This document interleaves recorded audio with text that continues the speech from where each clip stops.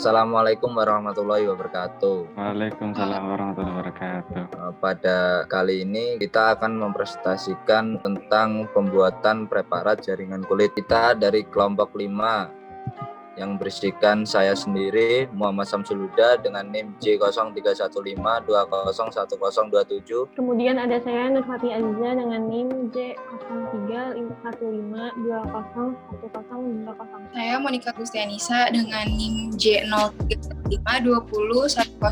Saya Hanin Mufarika dengan NIM J031520101017. Saya Muhammad Rizky Nurullah dengan NIM J0315201036. Yang pertama ada latar belakang, yaitu histologi berasal dari bahasa Yunani, yaitu histos yang berarti jaringan dan logos yang berarti ilmu. Jadi histologi adalah suatu ilmu yang menguraikan struktur dari hewan serta tumbuhan secara terinci dan hubungan antara struktur perorganisasian sel dan jaringan fungsi-fungsi yang mereka lakukan. Kulit adalah organ terluar dari tubuh yang melapisi seluruh tubuh manusia. Berat kulit diperkirakan sekitar 7% dari berat tubuh total. Pada permukaan luar kulit terdapat pori-pori atau rongga yang menjadi suatu tempat keluarnya keringat. Secara umum, kulit memiliki 3 lapisan, yaitu epidermis kulit ari, dermis kulit janggat, dan terdapat lapisan lemak bawah kulit atau hipodermis.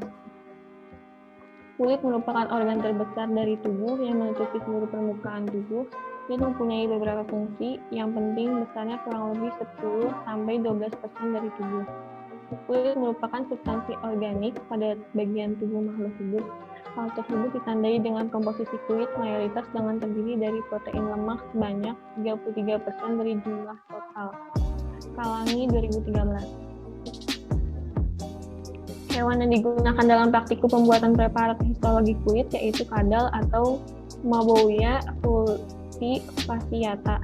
Kadal atau disebut juga bengkarung atau Mabouya cultivata, reptil berkaki 4 dari suku Cincidae banyak ditemukan di pekarangan, kebun-kebun, tegalan, rerumputan, dan pesawahan. Sampai ke hutan belukar, gesit dan agak gemuk. Kepala seolah-olah menyatu dengan leher yang gemuk kokoh dan mempunyai kulit yang disusik bersih, mengkilap dan licin. Makanannya terdiri dari serangga, cacing, kodok kecil, dan juga reptil yang lain, seperti cicak dan jenis kadal lain yang bertubuh lebih kecil. Bengkarung atau yang disebut juga kadal kebun akan melepaskan ekor untuk menyelamatkan diri apabila ia dikejar oleh kucing liar atau pemangsa lainnya. Kanan dari L2012. Tujuan dari praktikum ini adalah untuk mengetahui tahapan pembuatan jaringan kulit dari hewan kadal. Alat dan bahan. Alat yang digunakan pada praktikum pembuatan preparat histologi kulit adalah cutter atau pisau, botol kaca, botol plastik, Ellen Meyer, labu ukur, pipet volume, propipet, pinset, percetakan parafin, mikrotom, mikroskop, water bath, oven, nampan aluminium, api spiritus, aki 3, kuas, objek glass, dan pengatur waktu. Sedangkan bahan yang digunakan dalam praktikum ini adalah kulit kadal, aquades, larutan formaldehid, alkohol bertingkat, alkohol absolut, toluan, parafin, es haris, asid alkohol, dan eosin. Koleksi organ. Pembuatan preparat jaringan menggunakan kulit kadal seger, yaitu dengan mengkuliti kulit kadal dan merendam kulit kadal dengan larutan formaldehid selama 1 hari.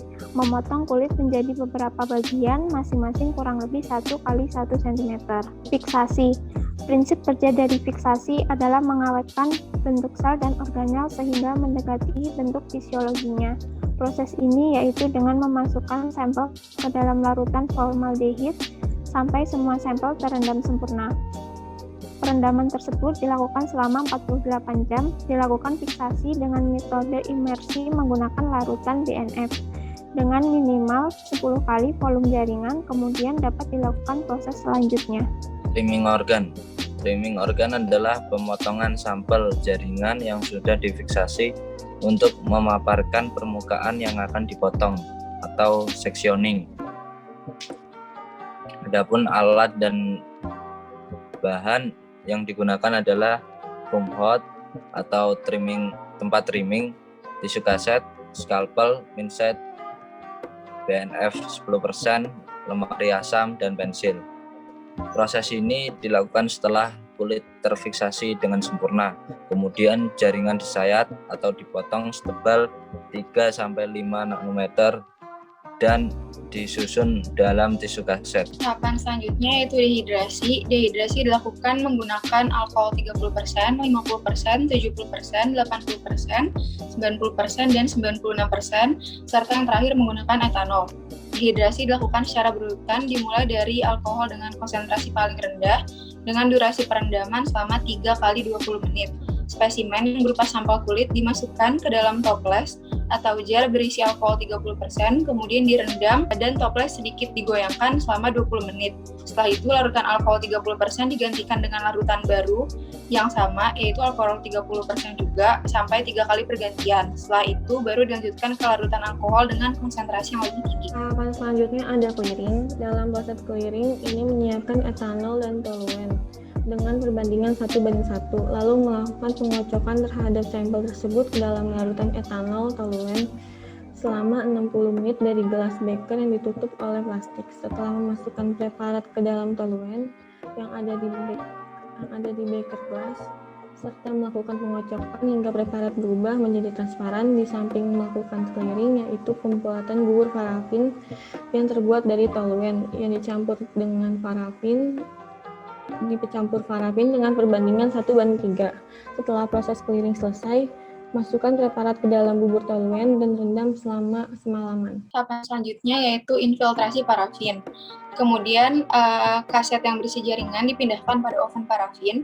Pada proses ini terdapat 4 oven parafin, tetapi sebelumnya tiap oven parafin sudah dipanaskan dahulu dalam suhu minimum dan maksimumnya, di mana suhu maksimum tidak boleh lebih dari 55 derajat Celcius karena dikhawatirkan jaringan nantinya akan mengalami peleburan. Proses ini bertujuan untuk memasukkan jaringan kulit ke dalam parafin. Tahapan proses infiltrasi parafin yaitu yang pertama pada larutan silol banding parafin dengan perbandingan 1:1 selama 30 menit. Yang kedua dengan parafin 1, kemudian dilanjut parafin 2, kemudian dilanjut parafin 3 selama 60 menit. Bedding merupakan proses untuk mengeluarkan cairan membedding dari jaringan dan digantikan dengan parafin. Siapkan kotak tempat parafin untuk persiapan proses penanaman jaringan kulit. Kemudian tuangkan parafin ke dalam kotak tempat parafin dituangkan. Untuk membantu proses kelancaran diperlukan 2 jarum pentul yang mana ujungnya digunakan untuk menjepit jaringan yang akan ditanamkan. Pada kotak berisi parafin cair pada jaringan kulit, proses penanaman dilakukan secara tegak. Blok parafin yang sudah membeku kemudian diambil dari kotak dan dengan pisau yang dipanaskan pada kompor spiritus. Dasar blok parafin dipanaskan dan diletakkan pada holder. Lalu selanjutnya yaitu sectioning. Sectioning adalah proses pemotongan blok preparat dengan menggunakan mikrotom. Siapkan terlebih dahulu pisau mikrotom untuk digunakan pada sop mikrotom water bath dengan suhu air 55 derajat Celcius. Kuas kecil yang berbulu halus untuk mengambil potongan jaringan, dan kapas yang dibasahi silol untuk membersihkan pisau mikrotom. Blok dipotong setebal 4 mikrometer, kemudian pita potongan yang akan diambil ditaruh ke dalam water bath terlebih dahulu.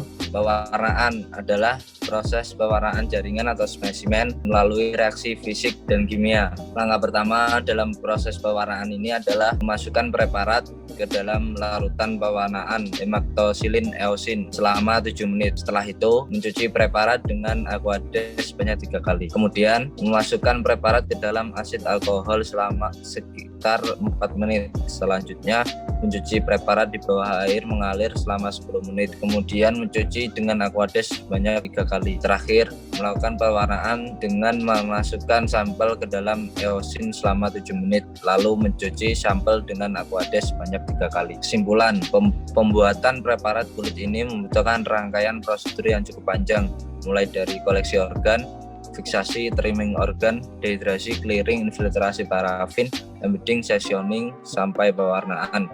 Pada tahap infiltrasi parafin tidak hanya menggunakan larutan parafin, tapi juga menggunakan 1 kali rendaman campuran parafin dengan silau. Teknik fiksasi yang digunakan yaitu fiksasi inersi. Pada jaringan ini zat pewarna yang digunakan yaitu eosin. Berikut adalah daftar pustaka. Sekian dari kelompok kami. Wassalamualaikum warahmatullahi wabarakatuh. Waalaikumsalam warahmatullahi wabarakatuh.